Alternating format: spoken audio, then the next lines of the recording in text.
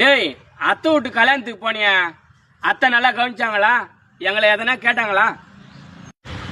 தயவுசெய்து சொல்லட்டும்பா, நீ யார் வீட்டு ஃபங்க்ஷன் வேணும் அனுப்பு, ஆனா சொந்தக்கார வீட்டு ஃபங்க்ஷன்லாம் அனுப்பாத. நான் போய் நிக்கிறேன், அத்தை எப்போ வந்து கேட்டுது அவள் தான்பா.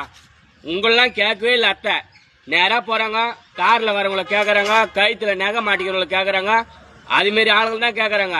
நான் பஸ் விட்டு இறங்குனேன், எப்படா வந்து மட்டும்தான் கேட்டாங்க. வசதி தான்ப்பா பாக்குறாங்க, ஒன்னே அன்பு பாசத்தை யாரும் பாக்கலப்பா. இதே என் ஃப்ரெண்டு வீட்டுக்கு ஃபங்க்ஷனுக்கு உன்னை இட்டு போறேன், அவங்க வீட்டுல எவ்வளவு கேக்குறாங்க, எப்போ வந்து எவ்வளவு அன்பா பாக்குறாங்க பாக்குறியா? உங்க சொந்தக்காரங்க உங்க கூட போனவங்க எல்லாம் சொத்து பணத்தை தான்ப்பா பாக்குறாங்க. மதிச்சு வராங்களே, அவங்களுக்கு ஒரு மரியாதை கொடுப்போம், ஒன்னும் கிடையாதுப்பா. அதுக்குதான் சொல்றது, பச்சி பச்சி நல்லா படுறா, நல்ல வேலைக்கு போடான்னு. பைசா கையில இல்லைன்னா 10 பைசாவுக்கு மதிக்க மாட்டாங்க, புரியுதா?